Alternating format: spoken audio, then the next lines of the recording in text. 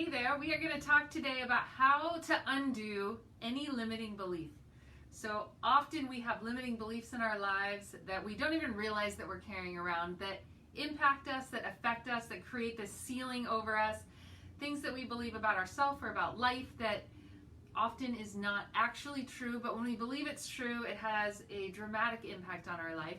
And today we're going to talk about how to begin shifting some of those limiting beliefs. We're in a series right now called Windows to the Soul, all about finding emotional wholeness. And so we have been going through a really powerful model, looking each day at a different level of emotional healing. So we've talked about how this shows up in life circumstances. We've talked about how unhealed emotional wounds show up in our emotions. We're today looking at how do they show up in our belief systems, and give you some tools, give you a powerful tool today so that you can shift it really quickly. I'm going to try and keep this under 5 minutes, so it'll be quick, and it's a tool that you'll have in your back pocket you can pull out whenever you need to shift or really just explore and examine a limiting belief that you have in your life. And the way that we know that you have a limiting belief is that there are aspects of your life that are producing results that you don't want. So when you have that going on, there's most often some belief in there that is holding you back. My name is Tally, and I'm a life and personal development coach. I work with leaders to create lives of overflowing impact in the world that are centered in a place of joy, getting you to create a life that you love living, get you in a place where you're enjoying your life and in overflow, making a difference in the world. So today, talking about turning around these limiting beliefs, how to get out of a rut and improve the quality of your life. So often we become so accustomed to these limiting beliefs that hold us back, we don't even realize that they're negative. We just simply accept them as fact. Because we believe that they are true, we think that it's completely real. But I want to give you a tool that'll allow you to be able to look at some of the beliefs that you have and really question what's going on there and be able to flip it, be able to turn it around. So let me give you some examples of places where there might be limiting beliefs. So for example, anxiety might be saying to you, what will people think of me? You have this kind of filter, and often it's almost like a contact lens. You can't actually see it because you're seeing through it. And so the only way to be able to see that thing is like with the use of a mirror, so that you can see from a different perspective. And these questions allow you to do that. They allow you to turn it around and be able to actually look at the thing rather than seeing through it, if that makes sense. Another example, anger might be telling you life isn't fair to people like me. There might be some lens in there that you're seeing through.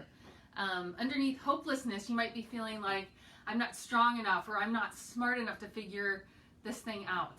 So that might be a lens that you're looking through, a belief that you have that keeps you stuck. It keeps you underneath something.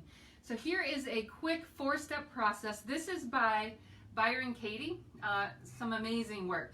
And there is a 4-step process, 4 questions that you can ask yourself. And you can even write this down and have it someplace you can just pull out when you get into places where you feel stuck. So is this idea true? So just ask yourself, whatever the statement is, one of those things, I'm not smart enough, or life isn't fair for people like me, or in relationship to this person, this always happens. I always am on the losing side of this. Whatever the statement is for you, look at the statement and say, is it true? And you might say, yeah, it's true. And so the second question is, can you absolutely know that this is true? And so really look at it. You're okay, well, I can't know necessarily this is true. And so you really start to look at it. Number 3 is, how is it that you react when you believe that thought? So just looking at what is the effect of it on you. When you believe this thing in your life, what is it, how do you react?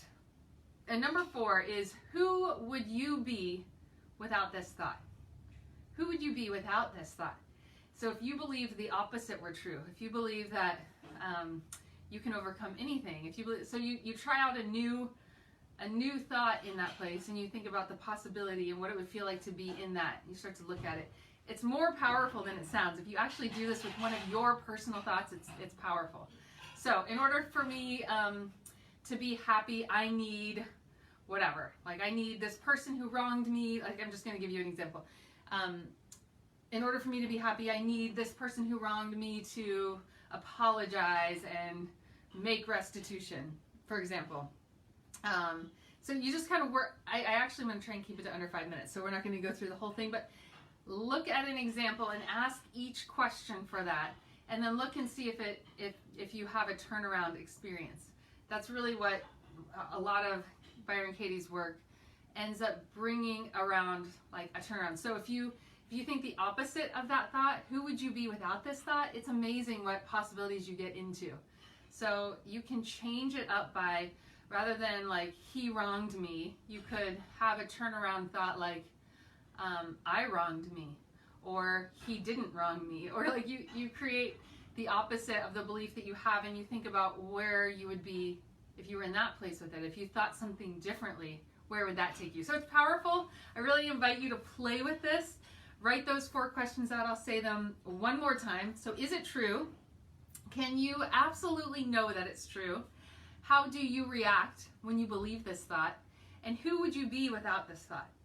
So those are the 4 questions. We'll send them out in an email. If you are not on our email list and you want to be, I send out resources like this, links to other things, questionnaires, all kinds of wonderful resources. If you want to be on that email list getting things like this and you're not, please message me directly, whatever email you want that sent to.